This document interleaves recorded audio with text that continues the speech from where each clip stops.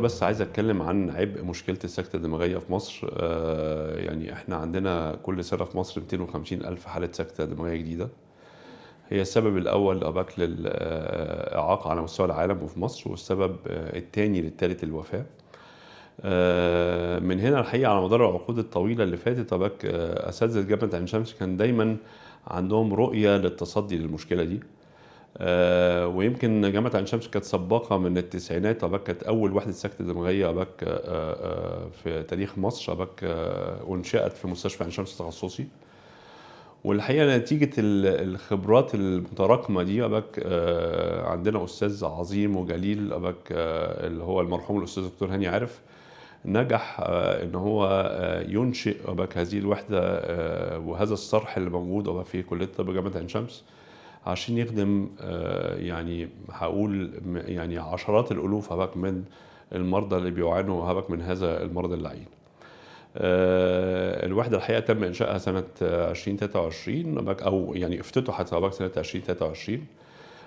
كلها الحقيقة بتغطية هبك من منظمات المجتمع المدني. هبك يعني يمكن تبلغ قيمتها السوقية دلوقتي هبك يعني 200 مليون جنيه. وتم تجهيزها بأحسن التجهيزات. وإدارة المستشفى والكلية لم تبخل بكل الدعم الممكن عشان نقدر نوصل للشكل اللي حضراتكم بتشوفوه النهارده.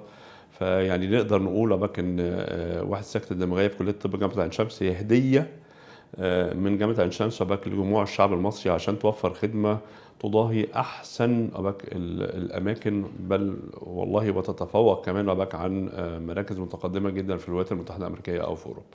أنا كمان الحقيقة هتكلم على المشكلة من أبعاد كتير. يعني مفيش ألم الحقيقة يوازي إن عائلة تشوف الوالد أو الوالدة فقدوا القدرة على الحركة أو الكلام وبقى طريح الفراش. فقد دوره الاجتماعي إن هو يقدر يعني يساهم في تربية عائلته أو دوره المادي إن هو يقدر يدعم عائلته يعني. فالحقيقة المشكلة ليها بعد الحقيقة كبير جدا، مش صحي بس، اجتماعي ومادي.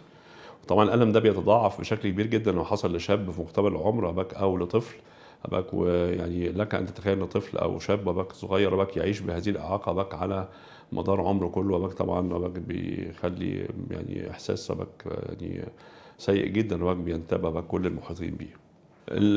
الوحدة زي ما اتكلمت كده يعني لم تبخل عنها إدارة المستشفى بتجهيزها بأحسن تجهيزات. احنا عندنا الوحدة منقسمة إلى يعني سب يونتس أو وحدات صغيرة. عندنا وحدة القسطرة المخية ومجهزة بأحسن جهاز قسطرة مخية على مستوى العالم. هو جهاز هجين بيقدر يعمل أشعة مقطعية، مجهز بتقنيات الذكاء الاصطناعي، بيعمل بيوفر لنا كل الإمكانيات إنه الطبيب اللي بيعمل قسطرة يعملها وهو متأكد من إن هو بيؤديها بالشكل الأمثل. عندنا حقيقة وحدة الموجات فوق الصوتية وبرضه مجهزة بأحسن جهاز موجات صوتية على مستوى العالم. عندنا لأول مرة في تاريخ الشرق الأوسط اللي يبقى فيه رعاية فقط مخصصة لمرضى القسطرة المخية. رعاية مركزة، عندنا 9 أسرة رعاية مركزة بس لمرضى القسطرة المخية. حتى عندنا وحدة لإعادة التأهيل وإعادة التأهيل مش بس العلاج الطبيعي، لا، إعادة التأهيل الوظيفي. وده بنبدأ فيه من أول يوم المريض لا قدر الله بيتعرض لسكتة دماغية عشان نقدر نوصل بيه لأحسن يعني نتيجة ممكنة بتبدأ من هو جوه الوحدة. عندنا طبعا العلاج المجيب للجلطة، وطبعا عندنا يعني دور تدريبي ودور كبير جدا جدا في البحث العلمي، لأن جامعة عين شمس بتؤمن إنها لازم تتصدى للمشكلة دي بالشكل اللي يخليها دايما تقدم نتائجها للدولة المصرية عشان بما يتوافق مع أحسن المعايير. لما تكون واحدة زي كده الحقيقة في مستشفى جامعي لازم كلنا نطمن، لأنه مفيش هنا أهواء شخصية. كلنا بنعمل في منظومة جامعية بتتبع أحسن الإرشادات العلمية، بتنفذها بحذافيرها عشان نقدر نوصل مع المرضى بتوعنا لأحسن نتيجة ممكنة. أنا طبعًا عايز أقول برضه حاجة مهمة جدًا، إن إحنا كلّنا هنا كأعضاء التدريس في وحدة سكن الدموية في جامعة عين شمس، عندنا هدف واحد هو خدمة المريض، وخدمته يعني أعظم حاجة بنقدمها هنا الخدمة مجانية بالكامل. أنا عايز أقول إن كمان في عمليات عندنا بتتكلف تقريبًا 1.000.000 جنيه بتُقدّم بالمجان تمامًا، ما عندناش أي مريض وباك ممكن يدفع ولا جنيه.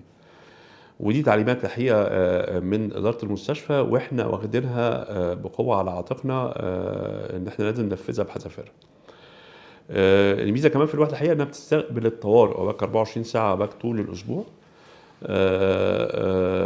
وعندنا رقم الحقيقة تليفون وباك يقدر المريض وباك يتصل عليه وباك علشان يعني لو عايز يستشير أحد أطبائنا، لو عايز يبعت وباك أشعات وباك، بحيث إن هو لو هيستفيد من التدخل الطارئ وباك اللي موجود وباك بييجي بسرعة على المستشفى، بنخلّص إجراءاته في أسرع وقت وباك، وبنبتدي وباك نقوم بالإجراء المطلوب، سواء كان إذابة بالأدوية أو القسطرة المخية وباك، عشان يعني إحنا يعني بنقدم هذه الخدمة وباك بطريقة متميزة وباك، وبطريقة إن شاء الله الأكثر أمانًا وباك والأكثر كفاءة للمرضى بتوعنا.